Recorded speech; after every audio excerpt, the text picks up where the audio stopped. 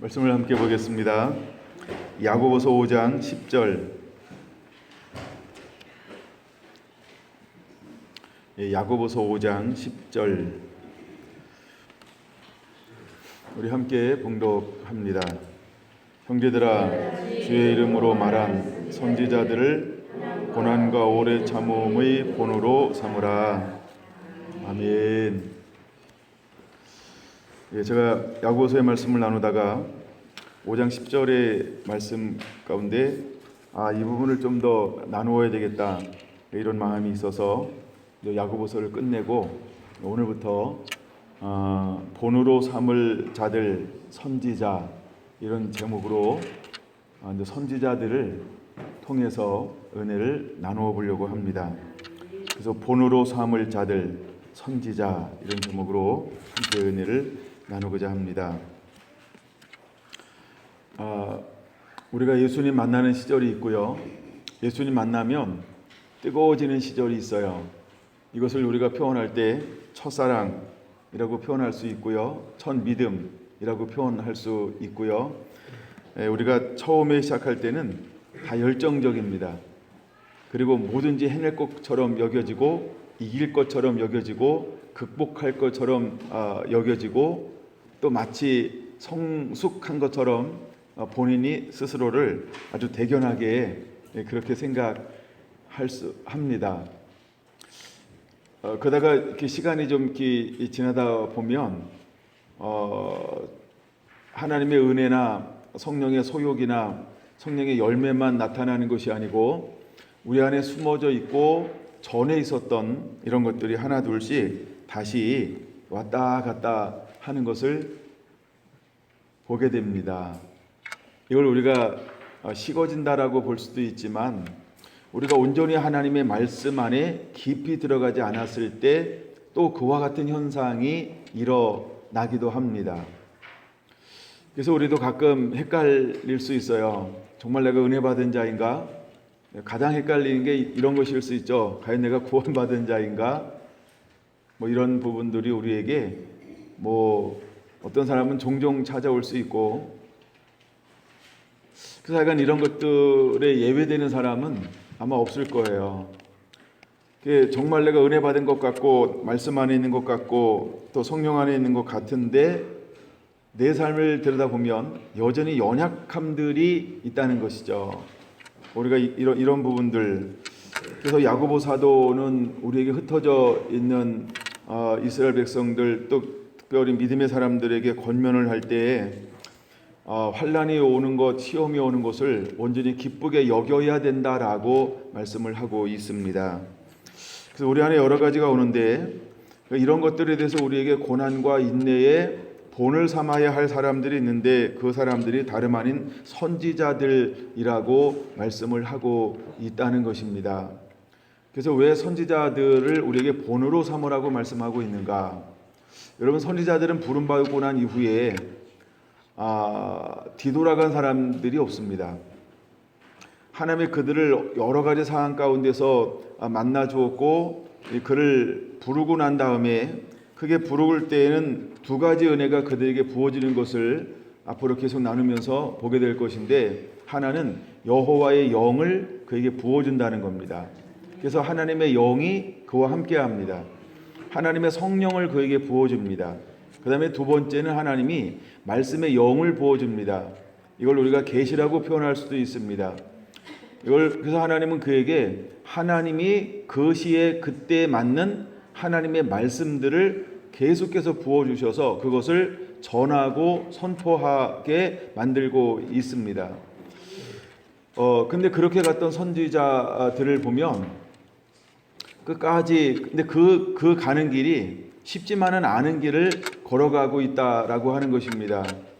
우리가 선지자 사무엘만 봐도 쉽지 않은 길을 걸어가고, 그 다음에 이사야, 에레미야, 에스겔, 다니엘 보면 쉽지 않은 길을 걸어가는 것을 볼 수 있습니다. 선지자들의 공통점들이 있는데 대부분은 그들이 가서 위치는 그 백성들이 어떤 영적 상태, 육적 상황을 가지고 있냐 하면, 영적으로는 눈이 있는데 보지 못하고 귀가 있는데 듣지 못하고 마음으로는 깨닫지 못한다라고 하는 것입니다. 그런데 하나님은 선지자들을 세워서 하나님의 영이 그들 가운데 들어가서 파수꾼, 즉 무너지지 아니하도록 외치고 선포하기를 원하셨다라고 하는 것입니다. 듣지도 못하고 깨닫지도 못하는데 보리도 못하는데 하나님은 시대마다 선지자들을 세워서 끊임없이 외치고 선포하게 했다는 것이죠. 하나님은 그렇게 하셨다는 겁니다. 정말 하나님은 어떤 면에서 우리가 쉽게 이해할 수 없는 것처럼 여겨지지만, 그러나 그 외침과 선포를 통해서 하나님은 또 다른 사람들이 깨어나고 준비되어지는 길들을 여시고 있다는 것을 우리가 넓은 의미에서 깨달을 수 있어야 합니다. 오늘 이 시대도 마찬가지죠. 우리가 신앙이 점점 식어져 가고 있는 이 시대에, 마지막 환난과 고난이 오는 이 시대에 여러분, 우리는 과연 눈이 열려 있을까요? 귀가 열려 있을까요? 마음으로 깨달을까요? 우리가 하나님의 말씀에 대해서 우리는 어떤 반응을 보이고 있을까요? 우리도 똑같다라고 하는 것입니다. 우리가 안다고 하는데, 깨닫는다고 하는데, 본다고 하는데, 듣는다고 하는데, 우리가 사실은 보고 싶은 것만 보고 듣고 싶은 것만 듣고, 내게 손해되지 않은 것, 내가 그렇게 해야지 하고 마음먹고 행동하지 않고, 그래서 어쩌면 우리도 동일할 수 있다는 것입니다. 그래서 우리가 하나님의 말씀을 듣는 것보다는 교훈적인 것들을 듣기 원하고, 어떤 시사적인 것들을 듣기를 원하고, 어떤 자기 문제를 해결해 주는 어떤 이런 것들을 선호하면서 듣기를 원하는 경향도 있습니다. 그래서 오늘 이 시대에도 우리가 교정하는 것들을 싫어할 수 있어요. 때로는 우리가 권면하고 안위하고 위로하는 것들, 이런 것들을, 아주 쉬운 것들, 가벼운 것들은 더 듣고 싶어 할지 모릅니다. 그러나 우리가 하나님의 말씀대로 살 때 더 낮아짐, 더 겸손해짐, 더 비워짐에 대해서 계속해서 요구한다라고 한다면, 더 많은 헌신과 정말 자기 십자가를 지고 주를 쫓을 것에 대해서 계속해서 강조한다고 한다면, 가장 우리가 많이 다루어야 되는 부분 중에 가장 중요한 것 중에 하나가 뭐냐면 죄라고 하는 부분입니다. 그래서 매일매일 우리가 죄를 다룬다고 한다면 우리가 얼마나 버틸까? 버티는 거죠. 견디는 거죠. 그래서 아마 어쩌면 슬그머니 다른 교회로 옮길 수도 있어요. 여기는 매일 죄만 얘기해 이러면서. 근데 하나님의 선지자들을 보내고 파송하고 성령을 부으고 메시지를 주어서 전달하게 했던 그 백성들이 어떤 상태에 있었냐 하면 그와 같은 상태라고 하는 것입니다. 첫째는 하나님을 떠납니다. 말씀을 듣기를 싫어합니다. 율법대로 사는 것을 원치 않습니다. 누리기를 원합니다. 행복하기를 원합니다. 편안하기를 원합니다. 그런데 모든 제도를 지켜서 행하는 것, 율법을 그대로 지켜 행하는 것에 대해서는 그렇게 하고 싶지 않은 것입니다. 그 다음에 또 하나가 이제 자기들만 바라보는 것이 아니고 늘 이스라엘 주변에는 강대국들이 있었다라고 하는 것입니다. 애굽이 있었습니다. 아수르가 있었습니다. 또 바벨론이 있었습니다. 근데 이런 민족들을 보면요, 얼마나 부유하고 군사력도 강하고 경제력도 빵빵하고, 그들이 신기는 신을 섬기면 우리도 저들처럼 될 것처럼 막 이렇게 여겨지는 게 있습니다.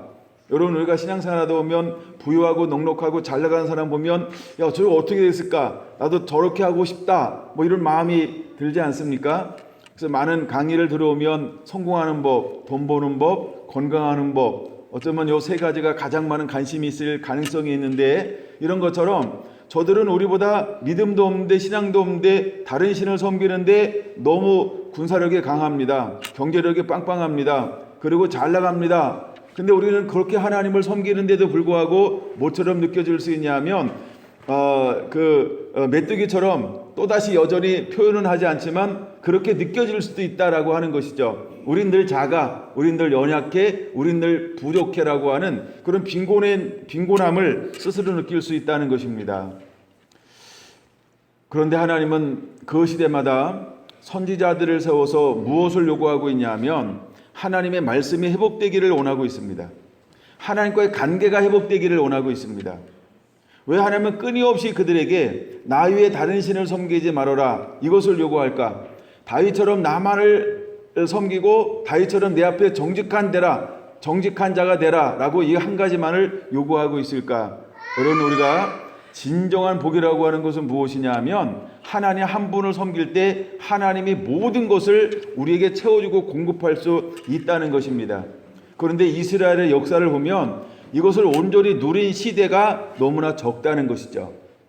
너무나 적다 보니까 마치 하나님의 말씀이 작동되지 않는 것처럼, 마치 하나님께서 우리를 돌보거나 지키거나 보호하거나 풍요롭게 하거나 넉넉하게 하거나 정말 이 땅에서 행복하게 번영하는 삶을 살지 못하게 하는 것처럼 하나님을 그렇게 여길 수 있다는 것입니다.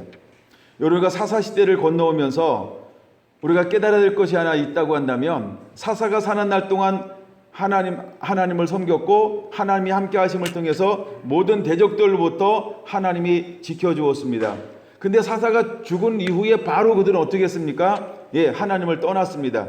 찾지 않았습니다. 기도하지 않습니다. 그래서 바로 무너짐의 현상들이 일어났습니다. 여러분, 우리가 선지자들을 통해서 왜 하나님은 선지자들을 이렇게 세워서 그들에게 외치게 했을까? 두 가지 관점을 보는 건데, 하나는 선지자들을 세워서 선지자들이 걸어갔던 고난이라는 것입니다. 근데 왜 선지자들의 삶을 고난이라고 부를까요? 그럼 여러분, 우리가 부름받아 나선 이 길이 고난의 길입니까? 우리가 볼 때는 어떤 길이죠? 영광의 길이죠. 영광의 길인데, 그 영광의 길을 걸어가는데 교회 밖에서 보는 사람은 우리가 걸어가는 길을 뭐라고 볼 수도 있냐면 고난이네, 이렇게 볼 수 있다는 것입니다. 근데 이거는 그리스도 밖에 있는 사람들이 고난으로 인정을 해야 되는데, 정작 영광의 길을 걸어가고 있으면서도 스스로가 뭐라고 이거를 평가할 수 있냐 하면 나는 이렇게 고난의 길을 걸어가야 돼 라고 스스로 생각할 수 있다는 것입니다. 만약에 내가 걸어가는 믿음의 신앙의 길이 고난이라고 한다면 그것은 하나님의 자녀가 생각하는 관점은 아니라는 것입니다. 여러분, 선지자들이 걸어가는 그 길은 세상에서 평가할 때는 고난이라고 평가할지 모르지만 막상 정작 걸어간 그 사람에게는 영광의 길이고 순종의 길이라고 하는, 정말 평안의 길이고 사랑의 길이고 행복의 길이라고 하는 마인드가 변화해져 있게 될 것입니다. 그래서 우리가 걸어가는 길이 여러분에게는 행복이 되기를 원합니다. 기쁨이 되기를 원합니다. 즐거움이 되기를 원합니다. 여러분, 기꺼이 우리가 자원함으로 이 길을 걸어갈 수 있는 길이 되어야 할 줄로 믿습니다. 그 다음에 두 번째 단어가 이런 단어였어요. 인내를 본삼으라라고 본받으라. 그러면 우리가 선지자들이 걸어가는 길이 어떤 길이냐면 인내해야 할 길이라고 하는 것이지요. 우리가 이럴 수 있어요. 내가 하나님을 만났어요. 은혜를 받았어요. 말씀이 주어졌어요. 그래서 여러 가지 하늘의 능력과 막 권능이 막 하나 주어졌어요. 그러면 우리가 하나님이 보냈으니까 형통할 거야, 잘 될 거야, 승승장구할 거야, 안 되는 게 없을 거야. 여러 가지 우리가 이런 생각을 할 수 있습니다. 왜? 보통 사람들이 원하는 것이 이런 걸 원하는 거거든요. 그냥 잘 되는 거요. 그냥 평강한 거. 조금해도 막 뭐든지 잘 되는 거. 하여간 좋은 것들을 많이 우리가 갈망합니다. 근데 선지자들이 막상 하나님의 계시, 말씀을 가지고 성령이 이끌려 나갔을 때 사람들이 선지자들을 대하는 반응은 어떤 반응이었을까요? 그렇게 호의적이지 않았다는 것이죠. 근데 분명히 말씀에 이끌리고 성령에 이끌리고 능력을 가지고 명확한 하나님의 말씀을 선포했음에도 불구하고 그 말씀을 듣는 대부분의 사람들은 무관심했습니다. 그리고 오히려 박해하고 핍박하고 압제하고 때로는 조롱하고 때로는 멸시하고 때로는 천대하고 때로는 업신여기면서 선지자로 대하지 않았던 것을 볼 수 있습니다. 그래서 우리는 그 길을 걸어갈 때 어떻게 걸어가야 되냐면 인내함이 우리에게는 필요하다는 것입니다. 근데 그 밖에 있는 사람들은 선지자들을 바라볼 때 뭐라고 바라볼까요? 황당하네, 이렇게 아마 바라볼 가능성이 있습니다. 무모하구만, 야 저것 정말 이 나라 민족을 사랑하는 거야? 역적 아니야? 바벨론의 포로로 끌려가라라고 외쳤던 수많은 선지자들을 향하여 그 시대의 위정자들, 고관들, 백성들, 제사장들, 왕들은 뭐라고 생각했을까요? 어쩌면 간첩으로, 반역자로 생각할 여지가 충분히 있다는 것입니다. 근데 하나님은 그럼에도 불구하고 선지자들을 세워서 어떻게 했냐 하면 그 시대를 향하여서 아버지의 마음을 그 시대에 풀어놓기를 원했다는 것입니다. 여러분, 이제 주님이 오시기 전에 영적인 어둠이 있고 많은 배역이 있고 주님을 떠나가게 될 것이고 교회 안에 실제로 두 종류가 나타날 것인데 양과 염소가 섞여서 살 것입니다. 알곡과 가라지가 선명하게 자기 자신을 드러낼 그 시기가 점점 다가오고 있습니다. 이때 하나님은 어떤 사람을 일으키기를 원할까? 여러분, 야고보서 5장 19절 20절에 말씀하고 있는 것처럼 미혹되어 진리를 떠난 자를 누가 돌아서게 할 것인가? 라고 외치고 있는 것처럼 여러분, 이 어두움은 주님이 오심이 가까울수록 이 땅은 어두울 것인데 수많은 사람들이 미혹되어서 진리를 떠나 있다라고 하는 걸 우리가 기억해야 합니다. 교회 안에 있는데 진리를 떠났습니다. 교회 안에 있는데 아버지의 나라와 의를 위하여만 사는 것이 아니고 교회 안에 있는데 자기의 성을 쌓으며 자기를 위하여 살게 되는 그런 시대로 우리가 가고 있습니다. 선지자들을 파송했을 때 주님은 그 환경 가운데로 들여보내고 있습니다. 자, 이제 우리가 에스겔서를 보기 시작할 겁니다. 오늘은 에스겔서를 나눌 것인데요. 에스겔을 언제까지 나눌지는 몰라요. 감동 줄 때까지 나누고 분량이 있는 데까지 에스겔서를 한번 먼저 나눌 것입니다. 자, 먼저 우리가 에스겔서 22장을 보겠습니다.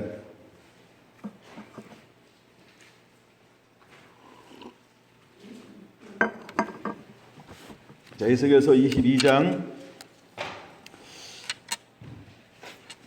또 여호와의 말씀이 내게 임하여 이르시되, 자, 굉장히 중요한 거예요. 전제가 되는 게 뭐예요? 여호와의 말씀이 에스겔에게 임하여. 에스겔은 자기가 자기 생각이나 견해를 외치거나 선포한 적이 한 번도 없다는 거예요. 여러분, 이 말씀이 수십 번 나옵니다. 에스겔이 굉장히 긴 거 아시죠? 48장? 근데 수없이 반복되어지는 말이 여호와의 말씀이 내게 임하여 이르시되 라는 것입니다. 인자야. 또 하나, 나는 우리가 이제 첫 시간이니까 에스겔을 부를 때는 다른 선지자와 다르게 그를 뭐라고 부르는 애칭이 하나 있는데 뭐라고 부른다고요? 인자야 라고 이렇게 부르고 있습니다. 인자야, 내가 심판하려느냐? 이 피 흘린 성읍을 심판하려느냐? 그리하거든 자기의 모든 가증한 일을 그들이 알게 하라. 너는 말하라. 주 여호와께서 이같이 말씀하셨느니라. 자기 가운데 피를 흘려 벌받을 때가 이르게 하며 우상을 만들어 스스로 더럽히는 성아, 내가 흘린 피로 말미암아 죄가 있고 내가 만든 우상으로 말미암아 스스로 더럽혔나니 내 날이 가까웠고 내 연한이 찼도다. 그러므로 내가 너로 이 방의 능력을 받으며 만국의 조롱거리가 되게 하였노라. 너 이름이 더럽고 어지러움이 많은 자여 가까운 자나 먼 자나 다 너를 조롱하리라. 지금 이것이 유다의 죄악을 말하고 있습니다. 하나님이 에스겔을 언제 부르냐 하면 2차 포로 BC 597년에 2차 포로로 끌려갑니다. 그러고 난 다음에 5년이 지납니다. 그러면 5년이 지나가요. 그러면 592년이죠. 이때에 그발강가에 머물고 있었던 에스겔에게 그때 나이가 30살입니다. 여호와의 말씀이 그에게 임하여서 유다를 향하여서 하나님의 말씀을 전하게 하고 있는 것입니다. 근데 완전히 멸망하는 것은 586년에 완전히 멸망을 하는 것이지요. 그러니까 완전히 멸망하기 전에 7년 전에 에스겔을 불러서 여러 가지 말씀을 하는 것 중에 하나가 이미 포로로 끌려온 사람들에게 권면하고 또 남은 사람들에게 권면하고 그 다음에 이제 이 다음에 하나님께서 다시 이스라엘을 어떻게 회복할 것인지에 대한 것을 보여주면서 에스겔은 누구의 아들이냐면 부시의 아들입니다. 부시가 직업이 뭐였냐면 제사장이었습니다. 대통령 아니고요. 네, 제사장이었습니다. 그래서 에스겔은 하나님이 이 계시를 선포하는데 어떤 관점으로 선포하게 하냐면 성전이 회복될 것이다. 그 다음에 예배의 모든 제도가 회복될 것이다 라고 하는 제사장 관점으로 하나님이 에스겔에게 이 말씀을 선포하게 하고 있는 걸 볼 수 있습니다. 다른 하나를 더 이야기하면 다니엘은 정치적으로 어떻게 나라가 회복될 것인가라고 하는 그 관점을 더 많이 다루고 있다라고 한다면 이 에스겔은 제사장적 관점에서 이 에스겔 전체를 하나님이 그를 통하여서 계시해 주고 있다라고 보아야 합니다. 에스겔이라고 하는 이름의 뜻이 있는데 그것은 하나님께서 강하게 하신다, 하나님은 강하시다, 이런 이름의 뜻을 가지고 있습니다. 이제 그를 통하여서 이제 지금 예루살렘이 어떤 영적인 상태이고 어떤 상황인지를 먼저 보여주고 있는 것이 22장입니다. 제가 먼저 22장으로 시작하는 이유가 있어요. 다시 이제 6절 봅니다. 이스라엘 모든 고관은 각기 관세대로 피를 흘리려고 내 가운데 있었도다. 고관이라는 단어가 중요하고요. 그 다음에 그들이 내 가운데서 부모를 없이 여겼으며 내 가운데에서 나그네를 학대하였으며 내 가운데서 고아와 가부를 해하였도다. 너는 나의 성물들을 없이 여겼으며 나의 안식일을 더럽혔으며 내 가운데 피를 흘리려고 이간을 붙이는 자도 있었으며 내 가운데 산 위에서 재물을 먹는 자도 있었으며, 우상 숭배를 말하는 거죠. 내 가운데 음행하는 자도 있었으며 내 가운데 자기 아버지의 하체를 드러내는 자도 있었으며 내 가운데 월경하는 부정한 여인과 관계하는 자도 있었으며 어떤 사람은 그 이웃의 아내와 가증한 일을 행하였으며 어떤 사람은 그의 며느리를 더럽혀 음행하였으며 내 가운데 어떤 사람은 그 자매 곧 아버지의 딸들과 관계하였으며 내 가운데 피를 흘리려고 뇌물을 받는 자도 있었으며 내가 번 돈과 이자를 받았으며 이익을 탐하여 이웃을 속여 빼앗았으며 나를 잊어버렸도다. 주 여호와의 말씀이니라. 여러분 6절에서 12절까지 읽으면서 혹시 무엇이 오버랩되는 것이 없었습니까? 야고보 사도가 흩어져 있던 12지파에게 편지를 보내면서 그들의 상황이 오버랩이 되어야 합니다. 그들이 하나님을 잃어버렸어요. 기도를 잃어버렸어요. 자기 욕심에 이끌려 미혹되기 시작을 했어요. 여러분 그들이 돈을 더 사랑하기 시작했고 교회 안에서 바르지 않은 것으로 사람들을 판단하기 시작을 했습니다. 그 다음에 그들 안에 시기와 질투가 일어나기 시작했어요. 그 다음에 분쟁이 일어나고 분열하기 시작했어요. 허망한 것을 쫓기 시작을 했습니다. 마지막 때에도 복음이 들어오고 성령에 이끌려서 그렇게 뜨거웠던 사람들 가운데서도 시간이 오래되다 보니까 교회 안에 무엇이 일어났습니까? 하나님을 떠나고 유괴 현상들이 그대로 들어올 수 있었다는 겁니다. 근데 에스겔서 22장은 우리에게 뭘 보여주고 있냐면 유다가 오랜 세월 지났을 때 완전히 하나님을 떠났습니다. 그리고 그들은 하나님을 사랑하는 것보다 무엇을 했는가라고 했을 때 어떤 하나님의 율법도 제대로 세워진 것이 아무것도 없는 것을 보여주고 있는 장면이 6절에서 12절까지라고 하는 것입니다. 이해가 되셨나요? 약간 그 정도로 하고 넘어갈게요. 그래서 하나님이 그 다음에 무엇을 말하고 있냐면 13절 내가 불의를 행하여 이익을 얻는 일과 내 가운데 피 흘린 일로 말미암아 내가 손뼉을 쳤나니, 이 피 흘림이라고 하는 것은 우리가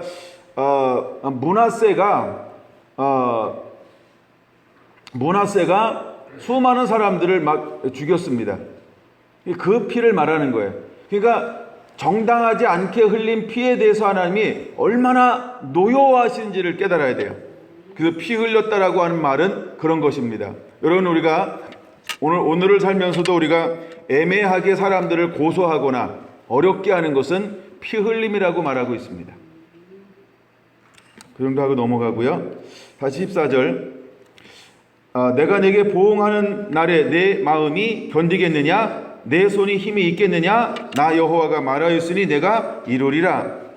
내가 너를 문나라 가운데에 흩으며 각 나라에 해치고 너의 더러운 것을 내 가운데서 멸하리라. 15절에는 좀 하나 별표를 해놓던가 한번 해보시기 바랍니다. 그래서 하나님께서 이렇게 더럽고 이렇게 타락하고 모든 율례와 법도와 계명을 다 떠났기 때문에 어떻게 하겠다는 거예요? 흩어버리겠다, 해쳐 놓겠다라고 말씀을 하고 있는 것입니다. 그래서 그 방법이 뭐였습니까? 이제 바벨론의 포로로 끌려가게 만드는 것이었지요. 그래서 흩음을 통하여서 하나님의 그들을 어떻게 하시겠다는 거예요? 그들을 고난을 허용해서 정결케 하겠다. 여러분, 흩음의 목적은 정결케 하기 위한 하나님의 놀라운 사랑이라고 하는 걸 또한 깨달아야 합니다. 16절. 내가 자신 때문에 나라들의 목전에서 수치를 당하리니 내가 여호와인 줄 알리라 하셨다 하라. 내가 여호와인 줄 알리라 하셨다 하라. 이렇게 직접적으로 기록된 내가 여호와인 줄 알리라 라고 하는 이 말이 57번 기록되어져 있습니다. 54번 기록되어져 있어요.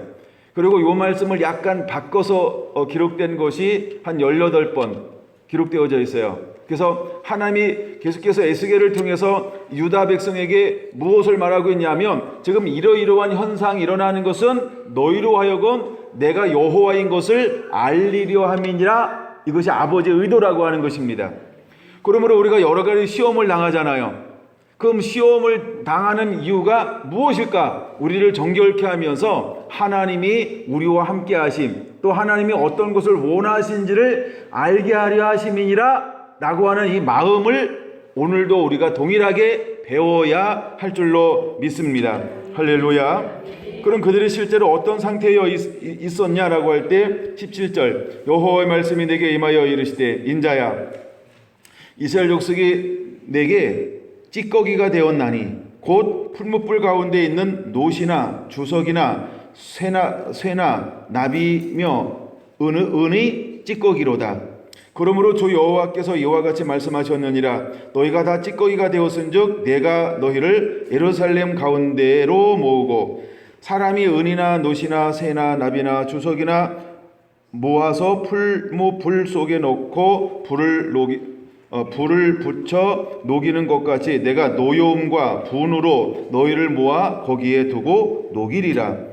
내가 너희를 모으고 내 분노의 불을 너희에게 불면 너희가 그 가운데서 녹되 은이 풀무불 가운데서 녹는 것 같이 너희가 그 가운데서 녹으리니 나 여호와가 분노를 너희 위에 쏟은 줄을 너희가 알리라.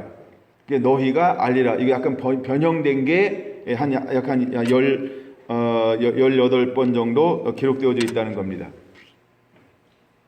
그럼 그들이 모든 하나님을 떠났던 거, 이것에 대해서 하나님이 그들을 뭐를 허용한다고요? 바벨론이라고 하는 그 포로로 끌려가게 만들어서 그것을 풀무불에 비유하고 있습니다. 그들이 있는 모든 죄악을 뭐로 표현하고 있어요? 찌꺼기라고 표현하고 있는 것이죠. 그래서 그 찌꺼기들이 뭐냐 하면 다 노, 주석, 새, 납, 은, 찌꺼기로다. 그래서 녹이 슬었다는 겁니다. 그래서 그거를 풀무불에 집어넣어서 하나님이 그들을 뭐 하는 거예요? 정결케 하시겠다라고 말하고 있는 것이죠. 그래서 야고보서 1장 2절에서 4절에 말씀하고 있는 거랑 동일하다라고 하는 것입니다. 너희가 여러 가지 시험을 만난거든 온전히 기쁘게 여기라. 믿음의 시련이 인내를 만들어내는 줄을 너희가 알미니라. 그래서 이 인내를 온전히 이루라. 이는 너를 온전하고 온전하고 그 다음에 조금도 부족함이 없게 하려 함이니라 라고 하는 이 아버지의 놀라운 이 말씀하고 동일하다라고 하는 것입니다. 그래서 하나님께서 이 오래전 구약 가운데서도 에스겔 그 시대 가운데서도 마지막 그 시드기야 왕 그 시대에도 하나님께서 유다를 사랑함을 통해서 누구를 허용했다라고 말씀하고 있는 겁니까? 느부갓네살 이 바벨론 왕국을 들어서 하나님이 그들을 풀무불 가운데 집어넣어 그들을 정결케 했다라고 말씀을 하고 있는 것입니다. 제가 지난번에 우리 에스라서를 나누면서 크게 두 가지를 했다라고 말씀을 드렸는데 기억하시는지 모르겠어요. 첫째는 하나님의 그들을 정결케 했다. 두 번째는 뭔지 기억나십니까? 땅을 하나 안식하게 했다. 이제 그런 관점을 여러분에게 말씀을 드렸는데, 그래서 하나님이 지금도 이 우리에게 시련을 주는 이유는 뭐냐 하면 우리를 온전하게 하기 위한 하나님의 놀라운 방법이라고 하는 것을 우리가 깨달아야 할 줄로 믿습니다. 그러므로 우리는 선지자들의 삶을 통해서 무엇을 배워야 할까? 그들의 고난 속의 고난과 그들의 인내가 우리의 본이 되어야 할 줄로 믿습니다. 예. 그 다음에 그들의 상태를 좀 더 볼게요. 23절 여호와의 말씀이 내게 임하여 이르시되 인자야 너는 그에게 이르기를 너는 정결함을 얻지 못한 땅이요 진노의 날에 비를 얻지 못한 땅이로다 하라. 그 가운데서 선지자들의 반역함이 우는 사자가 음식물을 움킨 같도다.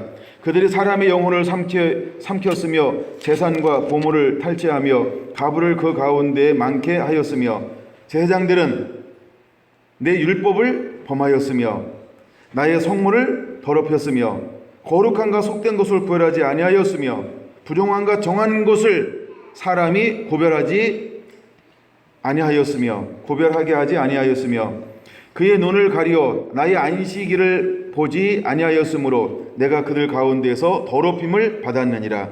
그 가운데 그 고관들은 음식물을 삼키는 일이 같아서 불의한 이익을 얻으려고 피를 흘려 영혼을 멸하였거늘 그 선지자들이 그들을 위하여 회를 칠하고 스스로 허탄한 이상을 보며 거짓 복수를 행하며 여호와가 말하지도 아니하였어도 주 여호와께서 이같이 말씀하셨느니라 하였으며 이 땅 백성은 포악하고 강탈을 일삼고 가난하고 궁핍한 자를 압제하고 나그네를 부당하게 학대하였으므로 라고 말하고 있습니다.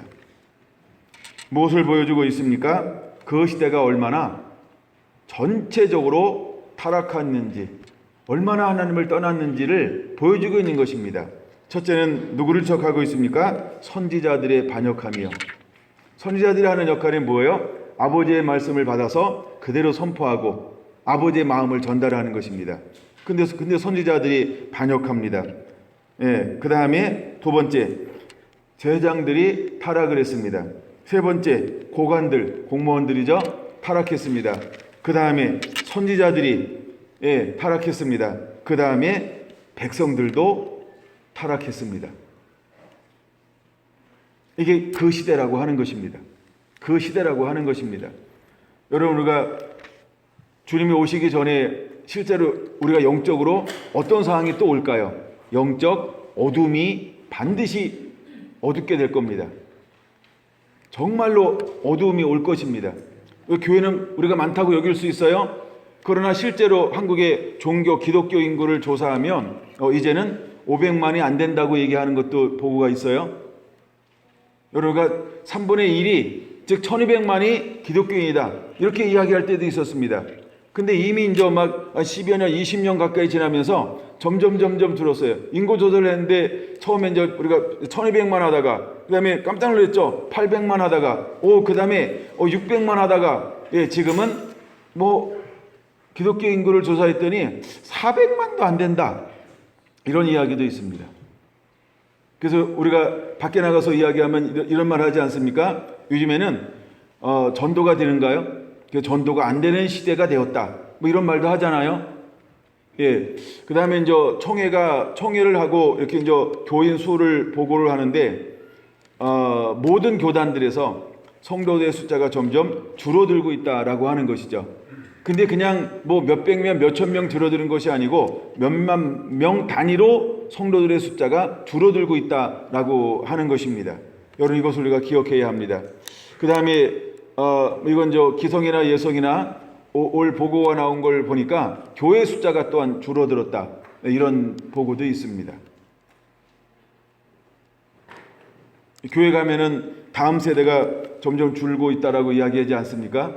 예, 교회 학교가 없는 교회가 굉장히 많다. 여러분, 이것은 남의 이야기가 아니고 실제로 우리의 이야기고 우리 주변의 이야기라고 하는 것입니다. 그래서 그 다음에 오늘날 우리가 이제 주변에서 여러분들이 정말 내가 본받을 만한 사람, 따를 만한 사람, 정말 믿음과 신앙의 표상이 될 만한 사람, 여러분, 그런 사람들을 찾기가 힘든 시대가 되었다라고 우리가 스스로 이야기합니다. 우리가 그런 이야기하기 전에 사실은 내가 먼저 그런 사람이 되어야 되겠죠. 내가 하나님의 말씀대로, 내가 하나님의 말씀대로, 내가 하는 게 기뻐하는 대로 내가 먼저 그런 삶을 사는 자가 되어야 할 줄로 믿습니다. 할렐루야. 옛날 생각이 나네요. 우리 아이들 키우면서 이랬죠. 좋은 친구 만나라 그랬는데, 좋은 친구 만나는 것도 중요한데 네가 먼저 좋은 친구가 돼야 돼. 늘 이렇게 얘기했던 것 같아요. 자기는 안 좋은데 좋은 친구 만나라고 하면 좋은 친구 안 좋게 물들이려고.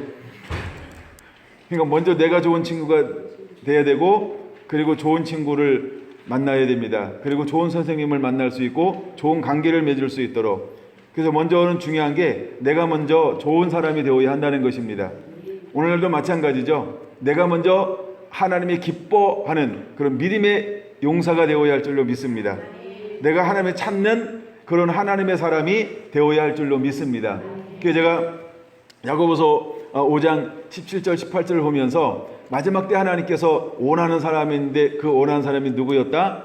엘리야였다.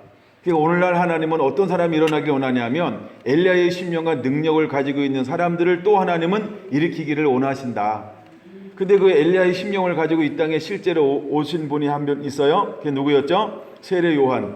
근데 세례 요한은 어떻게 태어났을까라고 했을 때 그 부모가 어떤 사람이었어요? 율법에 흠이 없는 자였더라. 그 당대의 의인이었다라고 하는 것처럼, 여러분, 우리가 어떤 삶을 살고 있어야 이 시대에 빛을 발할 수 있는 영광의 통로가 될 수 있을까? 영광을 운반하는 하나님의 사람으로 준비되어질 수 있을까? 여러분, 내가 먼저 하나님의 사람이 되어야 할 줄로 믿습니다. 내가 먼저 연단된 금이 되어야 할 줄로 믿습니다. 그래서 여러 가지 시험이 왔을 때 오직 믿음으로 돌파해내고 하나님의 기쁨을 소유했던 다윗처럼 우리가 섰을 때 하는 그 사람을 통하여 영광을 운반하게 될 줄로 믿습니다. 할렐루야. 그래서 그 사람에게 어떤 사명을 맡길 것이냐 하면 바로 야고보서 5장 19절 20절의 사명을 맡길 거라고 하는 겁니다. 미혹해서 진리를 떠난 그 사람을 돌아오게 할 사람. 할렐루야. 이게 세례 요한의 영성이에요. 이게 엘리야가 일어나는 겁니다. 그래서 아버지 마음을 아들에게로, 아들의 마음을 아버지에게로 돌이킬 수 있는 그 사역을 감당할 사람, 하나님이 이 사람을 오늘날 찾고 있다라고 하는 것입니다. 근데 이런 역할을 감당한 사람들이 누구냐라고 할 때 왕들이 아니고 누구라고요? 선지자. 그래서 제가 선지자들을 다루는 거예요. 그래서 우리가 선지자들을 다룰 때 이런 관점으로 다룰 겁니다. 선지자들은 끊임없이 하나님 편에 서서 이 세상을 향하여, 이스라엘을 향하여, 또한 유다를 향하여서 외치는 것입니다. 돌아오라, 돌아오라, 돌아오라. 그래서 선지자들이 그 길을 걸어갈 때 밖에서 볼 때는 어떤 길이었냐면 고난의 길이었다는 것이죠. 그리고 그들은 끊임없이 하나님 말씀을 듣지 않으니까, 기가 막히니까, 깨닫지 못하니까 인내하면서, 그럼에도 불구하고 인내하면서 이 말씀을 전하는 그 사명이 선지자들에게 주어졌다라고 하는 겁니다. 근데 선지자들은 하나같이 그 길을 어떻게 한다? 주님이 원하시는 그 기간까지 완주해 낸다는 것입니다. 마지막 주의 주자의 특징 중에 하나가 뭐냐면 완주하는 것입니다. 여호와 영광을 가지고, 여호와의 말씀을 가지고, 여호와의 사랑을 가지고 겸손하게 긍휼과 자비를 베풀면서 완주해 낼 거라는 것입니다. 여러분들이 완주해 내는 자가 되기를 예수님의 이름으로 축원합니다. 앵간한 거에 흔들리지 아니하고, 대소사에 흔들리지 아니하고, 여러분 스스로 낭망하고 절망하지 않고 비교 분석하지 말고 마지막 때 특징이 뭐냐 하면, 물론 마태복음에도 기록되어져 있지만 베드로 전서에도 뭐냐면 마지막 때 사랑이 식어진다라고 말하고 있어요. 불법의 성함으로 사랑이 식어집니다. 마지막 때 사랑하는 자를 보겠느냐라고 말합니다. 그럼 여러분, 하나님의 사람 마지막 때 무엇을 가지고 있어야 될까요? 그러면 이렇게 표현하는 거예요. 선지자들은 무엇을 간직하고 사역한 사람들이냐? 사랑을 가지고 사역한 사람들이라는 겁니다. 첫째, 하나님을 사랑했어요. 그리고 둘째, 민족을 사랑하는데 영혼들을 사랑하는 겁니다. 그래서 그 길을 타협하지 않고 완주해 낼 수 있는 것입니다. 여러분이 그렇게 기도하세요. 정말 내가 한마디로 기도한다 그러면 뭘 기도하지? 주님, 사랑하는 자가 되게 해주세요. 사랑하는 자가 되게 해주세요. 여러분, 그거 기도하시기 바랍니다. 그럼 어떻게 사랑해? 하나님을 사랑하고 이웃을 사랑하는 자가 되게 해주세요. 예? 그거 위에는 없어요. 그래야 선지자들처럼 완주해 낼 수 있습니다. 그 고난의 길을 인내하면서 끝까지 주신 사명을 타협하지 않고 감당해내고 선포할 수 있는 사람, 그건 사랑하기 때문입니다. 아버지 마음을 알기 때문에 그런 거예요. 이 말씀이 어떤 말씀인지, 이것이 선포됨을 통해서 백성들 가운데, 사람들 가운데 어떤 파장과 영향이 일어날 것인지를 아는 겁니다. 변화되고 변화되지 않는 것은 그들에게 맡기라고 하는 거예요. 이 두 가지 개념이, 이건 이제 오후에 나눌 것인데, 하여간 생각난 김에 이제 에스겔에게 하나님께서 사명을 딱 준 다음에 뭐라고 말했어요? 야, 너는 듣든지 안 듣든지 가서 전파해! 라고 말하고 있는 거 아닙니까? 마찬가지로 사도 바울도 고린도전서에서 분명히 말하잖아요. 나는 심었고, 그렇죠? 나는 심었고, 우리 자라나게 하시는 분은 하나님이라는 거예요. 나는 심었고 아볼로는 물을 주었을 때 자라나게 하는 것은 하나님이라고 했던 것처럼, 선지자가 하는 게 뭐예요? 말씀을 받았으니까 그래 듣든지 안 듣든지 선포하는 거. 근데 우리가 선포하면 그들에게 물을 것이고, 우리가 잠잠하면 하나님이 내게 묻겠다는 것입니다. 그러므로 마지막 때를 살아가는 하나님의 사람들은 책임이 엄중하다는 걸 깨달아야 합니다. 우리 성결한 교회 한 분 한 분들의 사명이, 책임이, 의무가 엄중합니다. 중합니다. 무거운 것입니다. 그러므로 우리는 실제로 하나님께서 우리에게 감동을 줬을 때 이제 일어나서 외칠 수 있는 그 하나님의 사람으로의 삶을 살아내야 할 줄로 믿습니다. 그래서 제가 야고보서 5장 18절 19절 보면서 놀라운 걸 깨달은 거예요. 미혹되어 진리를 떠난 사람 누가 돌아서게 하겠냐는 거예요. 그럼 하나님 어떤 사람을 찾는다는 거예요? 돌아서게 할 사람. 근데 누구를 돌아서게 하는 거예요? 진리를 떠났어요. 여러분, 그냥 너는 그리스도인이 아니고요, 믿다가 타락한 사람은 더 완악합니다. 더 완고합니다. 더 배악합니다. 그리고 굉장히 힘들고 어렵습니다. 무지가 더 난 거지, 알다가 타락하고 섞였잖아요. 이거 빼내는 게 굉장히 힘들어요. 굴곡된 거 이거 변화시키는데, 와, 도시락 한두 개 가지고 안 돼. 도시락 사장도 안 되고 회장쯤 돼야 가능성이 있을까 말까 합니다. 그렇게 힘든 게 잘못된 걸 교정시키고 빼내고 이걸 하는 거예요. 근데 하나님이 그 사람을 뭘로 할까요? 내 능과 힘으로는 할 수 없으니까 하나님이 무엇을 부어주는 거예요? 하나님 말씀의 능력을 부어주고 성령의 능력을 부어주시는 거예요. 그래서 우리가 할 책임은 듣든지 안 듣든지 가서 외치는 것입니다. 주님이 그걸 하라고 말씀하고 있는 거예요. 근데 그 사역을 감당해냈던 사람들이 누구다? 선지자들이라는 거예요. 할렐루야. 그래서 여러분들이 그런 사명을 가지고 일어나게 되기를 예수님의 이름으로 축원을 드립니다. 아멘. 이제 오전에 마무리를 해야 되는데 30절이요. 이거 안 나누고 말씀 마무리하면 되게 이상하고 허전한 거예요. 30절에 별표해 놓으셔야 됩니다. 그러면 이제 제가 왜 에스겔을 1장부터 나가지 않고 22장부터 나가냐라고 할 때 22장이 야고보서에 일어나고 있는 것들을 서로 흡사하게 보여주고 있어요. 그러면서 마지막 그 19절 20절의 말씀을 이 30절에서 하고 있어요. 하나님이 어떤 사람을 찾느냐, 그리고 성결한 교회 성도 여러분들이 어떤 성도가 돼야 되겠느냐. 근데 이거 제가 한번 위치고 내려가야 점심을 맛있게 먹을 수 있을 것 같아요.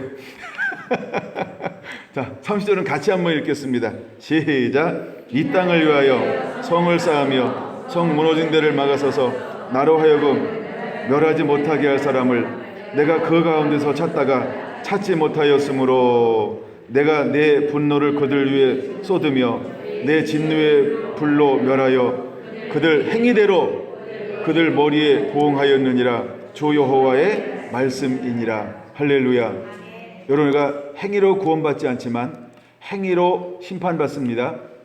그래서 우리가 행위 구원론이 아니고 행위로 심판받습니다. 그래서 우리의 행위는 굉장히 중요한 걸 알아야 돼요. 하나님 분명히 그들이 뭘 본다 그랬어요? 행위요. 아멘. 아멘. 구원은 믿음으로 받습니다. 근데 여러분, 심판은 행위 심판입니다. 우리가 믿음으로 어떻게 살았느냐, 그 행위대로 심판할 것입니다. 할렐루야. 구원은 뭘로 받는다고요? 믿음으로 받습니다. 근데 심판은 뭘로 받는다고요? 행위로 심판받습니다. 이거를 그냥 공식처럼 이렇게 우리가 가지고 있어야 돼요. 그러면 나머지 공식이니까 원리 그 공식에다가 나머지를 대입하면 돼요. 그러면 더 이상 헷갈리지 않아요. 예, 그래서 일단 그걸 딱 한 다음에 살 붙여 나가기 시작하면 돼요. 요즘에는 이제 뭐 장로교를 비롯해서 많은 사람들이 이것을 그렇게 수많은 사람들이 그렇게 이야기하고 있어요. 수많은 신학자들이 그렇게 이걸 아주 명확하게 주장하고 있어요. 근데 한국계 아직도 많은 사람들이 이것에 대해서 이제 부분적으로만 받아들이고 있는 실정입니다. 그러나 성경은 뭐라고 말하고, 성경이 뭐라고 말하냐가 제일 중요합니다. 그래서 이 부분을 반드시 봐야 돼요. 그 행위대로. 만약 여러분들이 에스겔서만 봐도 행위대로라고 하는 말이 얼마나 많이 나오는지 몰라요. 혹시 여러분들 어플이 있으면 행위대로 찾아서 몇 번 나오나 다 헤아려 볼 수도 있어요. 그렇죠? 어플이 좋긴 해요. 가끔은 다 안 쉬어도 어플이 다 가르쳐줘. 몇 번 나옴. 근데 어플이 다 정확한 건 아닙니다. 제가 어플이 있어도 어떤 거는 다시 이렇게 직접 확인을 하면은 중복되는 건 또 어플은 숫자를 빼더라고. 내가 그 행위대로가 굉장히 중요하고. 자, 30절 보세요. 그럼 우리가 이제 이렇게 유다가 지금 유다가 이런 상태예요. 이런 상태예요. 1절에서 5절 상태예요. 그다음에 6절에서 12절 상태예요. 예, 그래서 하나님이 그들을 흩을 거예요. 예, 그다음에 하나님께서 그들을 17절에서 21절처럼 이제 하나님 그들을 그 불로 연단해서 모든 걸 다 이렇게 제거해서 정결케 할 거예요. 근데 그들이 누구도 타락했어요? 예, 선지자들도, 제사장들도, 그다음에 고관들도, 선지자들이, 그다음에 29절에 말하는 것처럼 백성들까지, 그러니까 위에서 아래까지 모두가 다 이렇게 주님을 떠났어요. 근데 그 중에서도 하나님은 관심이 어디 있어요? 30절이요. 하나님은 어떤 사람을 찾고 있어요? 그러면 절 보세요. 우리 성결한 성도들은 어떤 사람이 되어야 할까요? 어떤 사람이 되어야 할까요? 뭘로 준비가 되어져야 할까요? 뭘로 옷 입고 있어야 될까요?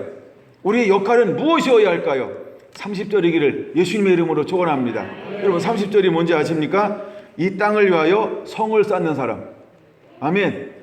믿음의 성을 쌓는 것입니다. 사랑의 성을 쌓는 것입니다. 순종의 성을 쌓는 것입니다. 그래서 무너진 데를 막아서는 자. 할렐루야. 무너진 데를 막아서는 자가 되어야 할 줄로 믿습니다. 무너진 데를 막아서는 자가 되어야 할 줄로 믿습니다. 그래서 무너진 데를 막아서서 여호와로 하여금 멸하지 못하게 할 그 사람, 하나님 이 사람을 찾고 있다는 겁니다. 그러면 선지자들의 고난과 선지자들의 인내를 본을 삼으라라고 할 때 무엇을 본을 삼아야 할까요? 바로 선지자들은 무너진 성에서 성을 쌓으며 여호와로 멸하지 못하게 하는 중재의 역할을 감당했다는 것입니다. 여러분, 오늘날 우리 성결한 성도 한 분 한 분들이 그와 같은 하나님의 사람으로 준비돼서 일어나게 되길 예수님의 이름으로 축원을 드립니다. 할렐루야. 주여, 우리를 사용하여 주옵소서. 주여, 나를 사용하여 주옵소서. 주여, 나를 사용하여 주옵소서. 주여, 내가 여기 있나이다. 나를 빚어서 나를 사용하여 주옵소서. 주여, 나로 하여금 성을 쌓는 자가 되게 하시고 성 무너진 데를 막아서는 자가 되게 하여 주시옵소서. 그 사물이 내가 멸하지 못하게 할 그 사람의 사명을 감당케 하여 주시옵소서. 이것이 여러분의 기도가 되기를 예수님의 이름으로 축원을 드립니다. 아멘.